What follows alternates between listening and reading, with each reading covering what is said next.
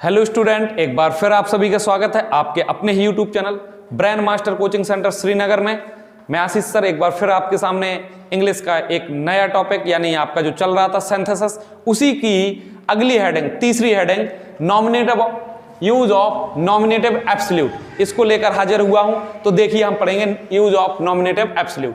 तो क्या है यूज ऑफ नॉमिनेटिव एब्सोल्यूट, है क्या? सबसे पहले तो ये देखें तो नॉमिनेटिव एब्सोल्यूट वाक्य के उस कर्ता को कहते हैं, या कर्ता यानी सब्जेक्ट को कहते हैं जो वाक्य में स्वतंत्र रूप से होता है। देखिए जिसको नहीं दिख रहा हो तो मैं बोल रहा हूं, नोट कर लेना, ठीक है। नॉमिनेटिव एब्सोल्यूट उस कर्ता को कहते हैं यानी उस सब्जेक्ट को कहते हैं जो वाक्य में स्वतंत्र रूप से रहता है। कोई दिक्कत है? यानी स्वतंत्र रहता है। यह पार्टिसिपल से पहले प्रयोग किया जाता है। किससे पहले? पार्टिसिपल से। अब जो बच्चे पार्टिसिपल नहीं जानते तो मैंने पिछले जो वीडियो डाले हैं उनको वॉच करें, ठीक है। ऐसे कर्ता का कोई प्रभाव वाक्य की क्रिया पर नहीं पड़ता है। ऐसे कर्ता का कोई भी प्रभाव क्रिया पर नहीं पड़ेगा। नॉमिनेटिव एब्सोल्यूट का प्रयोग तब किया जाता है जब दोनों वाक्यों के कर्ता अलग अलग हो, मतलब दोनों वाक्यों के कर्ता एक नहीं होना चाहिए, अलग अलग होना चाहिए, ठीक है। तब हम नॉमिनेटिव एब्सोल्यूट का प्रयोग करेंगे। पहले वाक्य में कारण हो और दूसरे वाक्य में उसका परिणाम हो, तब हमें नॉमिनेटिव एब्सोल्यूट लगाना है। यानी कौन सी पहली कंडीशन होना चाहिए कि दोनों वाक्यों के कर्ता अलग अलग होना चाहिए और पहले वाक्य में कारण और दूसरे वाक्य में परिणाम होना चाहिए। नॉमिनेटिव एब्सोल्यूट की सहायता से दो या दो से अधिक साधारण वाक्यों को जोड़कर एक साधारण वाक्य बनाने की निम्नलिखित तीन विधियां हैं। कौन कौन सी हैं तीन विधियां? पहली, जब पहला वाक्य एक्टिव वॉइस में हो। दूसरी, जब पहला वाक्य पैसिव वॉइस में हो। तीसरी विधि है जब पहले वाक्य में टू बी वर्ब के बाद एडजेक्टिव आए, यानी टू बी क्रिया। टू बी क्रिया कौन कहलाती? इज, एम, आर, वाज, वर जो होती है वो टू बी क्रिया, उनके बाद क्या आ जाए? एडजेक्टिव आए। तो इन तीन मेथड को हमें पढ़ना है। किसमें? नॉमिनेटिव एब्सोल्यूट में। तो इसी के अंतर्गत पहली हेडिंग बनाइए बच्चों, पहला, जब पहला वाक्य एक्टिव वॉइस में हो। तो देखिए हमें कैसे बनाएंगे जब पहला वाक्य एक्टिव वॉइस में हो। तो जब पहला वाक्य एक्टिव वॉइस में हो तो सबसे पहले हमें क्या करना है? क्या लिखना है? कर्ता लिखना है। सबसे पहले उस वाक्य का, पहले वाक्य का क्या लिखेंगे आप? कर्ता लिखेंगे। उसके बाद हैविंग, HAVING, हैविंग का प्रयोग करेंगे। फिर मुख्य क्रिया की कौन सी फॉर्म? थर्ड फॉर्म यूज करेंगे। फिर शेष बचा हुआ वाक्य लिखेंगे और फिर कॉमा लगाकर दूसरे वाक्य को ज्यों का त्यों लिख देते हैं। फॉर एग्जाम्पल देखिए, जैसे द बेल रैंग यानी घंटी बजी, द स्कूल क्लोज्ड, और स्कूल क्या हो गया? बंद हो गया। ध्यान देना, पहले वाक्य में जो है घंटी बजी और इसी का ही परिणाम हुआ कि स्कूल बंद हुआ। बात समझ आ रही? क्योंकि स्कूल बंद होने का कारण क्या है? क्योंकि घंटी बज गई। तो पहले वाक्य में कारण है और दूसरे में परिणाम है, यानी एक वाक्य में कारण और एक वाक्य में परिणाम हो तब हम किसका यूज करते हैं? नॉमिनेटिव एब्सोल्यूट का यूज करते हैं। देखिए हम इसको बनाते हैं इसके नियम के अनुसार। तो पहला वाक्य किसमें है? एक्टिव वॉइस में है। तो क्या लगाना है? पहले वाक्य का आप कर्ता लिखेंगे। दोनों वाक्यों के कर्ता अलग अलग हैं। देखिए इसका घंटी है और इसका स्कूल है। तो द वेल पहले वाक्य का कर्ता लिखेंगे। फिर आप क्या लगाएंगे? हैविंग, HAVING, और फिर RANG, रिंग की सेकंड फॉर्म है तो थर्ड फॉर्म लिखेंगे RUNG, रंग। फिर कॉमा लगाएंगे। फिर दूसरे वाक्य को ज्यों का त्यों लिखते हैं, the school closed, the school closed, CLOSED, ठीक है। इस तरीके से आप दो वाक्यों को जोड़कर एक बना सकते हैं, ठीक है। जैसे अगला वाक्य है द सन रोज, यानी सूरज निकला, the birds started to fly, और चिड़ियों ने उड़ना शुरू किया। बात समझ में आ रही? तो देखिए इसमें क्या है? सूरज, इसमें सूर्य है कर्ता और इसमें चिड़ियां हैं, ठीक है। दोनों वाक्यों के कर्ता अलग अलग है और पहला वाक्य एक्टिव वॉइस में है और सूरज निकलने के कारण ही क्या होगा कि चिड़ियों ने उड़ना शुरू किया। तो मतलब एक में कारण और एक में परिणाम है। तो हम पहले वाक्य के कर्ता को लिखते हैं तो द सन, और ध्यान देना हैविंग, कर्ता के बाद क्या लगाना आपको? हैविंग लगाना, और रोज की third form risen, RISEN, risen. फिर कॉमा लगाकर दूसरा वाक्य ज्यों के त्यों, the birds, BIRDS, the birds started to fly, STARTED, started to fly, और चिड़ियों ने क्या करना शुरू कर दिया? उड़ना शुरू कर दिया। तो इस प्रकार के जितने भी वाक्य आएंगे दो अलग अलग कर्ता होंगे तो आप, और पहला वाक्य एक्टिव वॉइस में हो तो आप इस रूल्स का यूज कर सकते हैं। तो नॉमिनेटिव एब्सोल्यूट का ये था पहला नियम। तो जल्दी से बच्चों इस नियम को नोट कर लें ताकि मैं दूसरी और तीसरा नियम इसके बाद बताऊं। तो आपके पास थोड़ा सा समय नोट कर लें या स्क्रीनशॉट ले लें।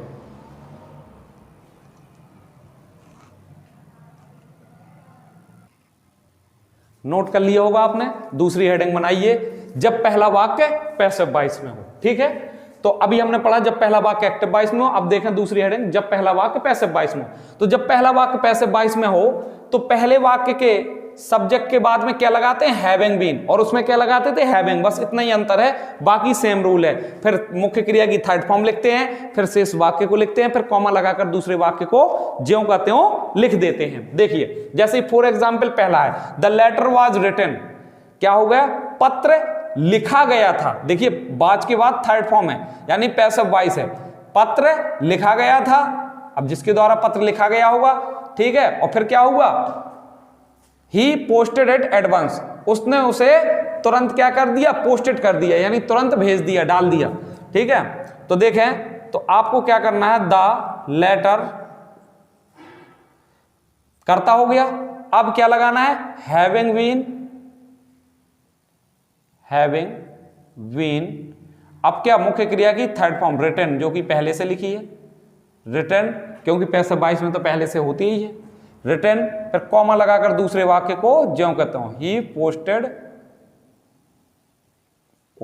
इट, उसे क्या किया गया, एडवांस मानो तुरंत डाल दिया गया, तुरंत पोस्टेड कर दिया, तुरंत भेज दिया गया। ठीक है, दूसरा है his pocket has been picked up, he had no money for bus fare. ठीक है, उसकी जेब क्या हो गई थी, कट चुकी थी, यानी कहने का मतलब पिक्ड अप हो गई थी। ठीक है, हो चुकी थी किसी के द्वारा। देखिए अब जेब वो खुद थोड़ी ना अपनी काटेगा, किसी के द्वारा उसकी जेब क्या कर दी गई थी, खाली कर दी गई थी। तो ही पिक माना होता, वैसे पिकअप माना उछालना होता, लेकिन यहां पर पिक्ड अप जेब के लिए आया है, तो इसका मतलब उसकी जेब क्या हो गई थी, कट चुकी थी। ही हैड नो मनी, उसके पास कोई भी पैसा नहीं बचा था, फॉर बस फेयर, बस के किराए के लिए। ठीक है, तो आप क्या देखें, हिज पॉकेट, अब क्या आएगा, हैविंग बीन, कर्ता के बाद क्या लगाना आपको, हैविंग बीन, और क्या आएगा सीधे, मुख्य क्रिया की third form picked up, comma लगाकर दूसरा वाक्य जो कहता हूं, he had no money for bus fare, he had no money for bus fair.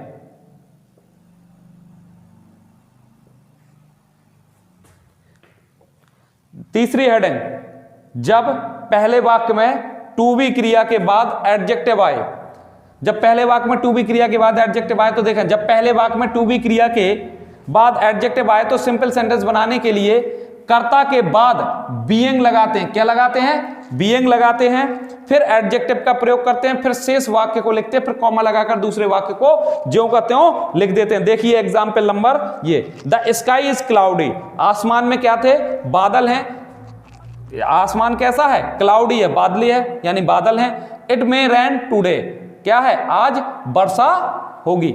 बात समझ में आ रही, वर्षा होने की, मे मतलब प्रबल संभावना है, वर्षा होने की क्या है, प्रबल संभावना है। तो आप क्या करेंगे, ये क्या है, is am are was were, to be क्रिया, तो टू बी क्रिया के बाद एडजेक्टिव आया है, तो देखिए द स्काई